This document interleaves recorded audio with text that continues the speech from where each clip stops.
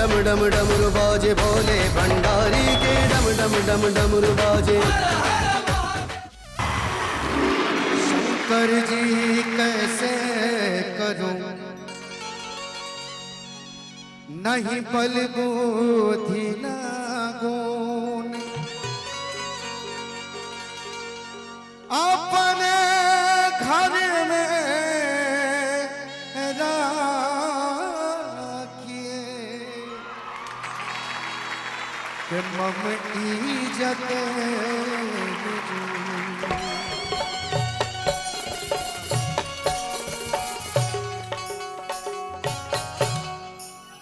अरे फक्कर जैसन घूमला हे बाबा। जय हो जय हरि। फक्कर जैसन घूमेला अतनी को विचार न कैला के तनी को विचार न कैला कि आहो भंगिया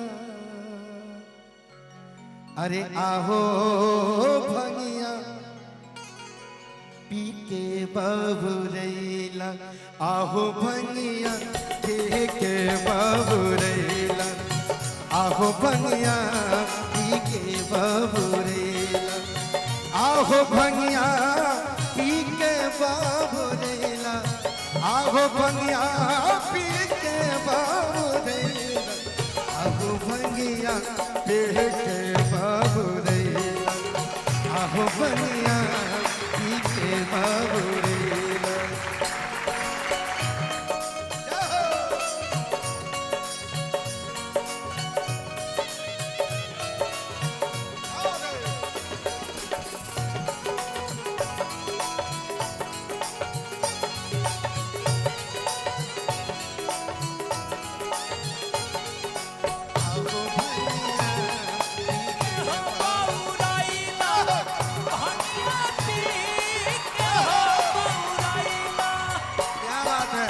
छप्पर में दिन काटेला सुबरन के रंग जरा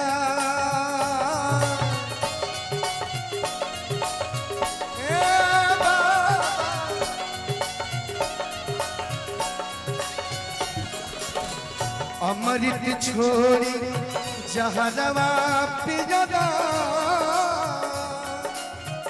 अमृत छोड़ी जहरवा पियाला आँख जगाई जगा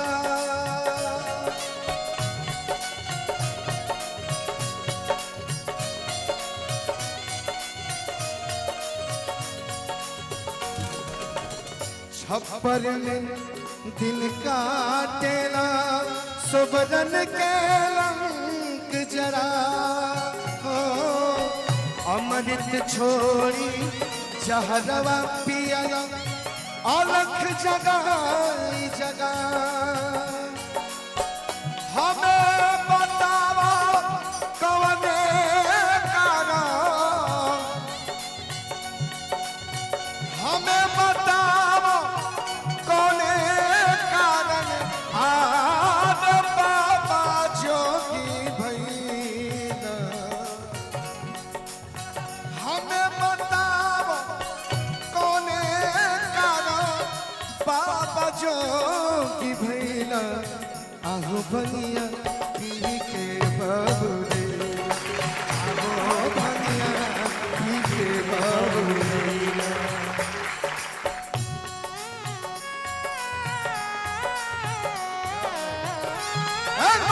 शंकर भगवान की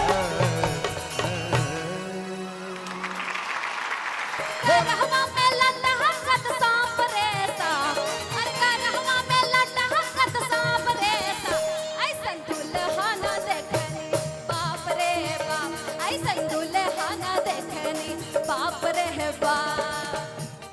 बाबा के दर्शन सबके न मिलेला ओ भोले बाबा के सबके न मिलेला।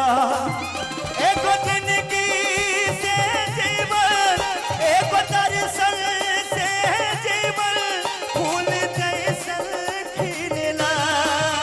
भोले बाबा के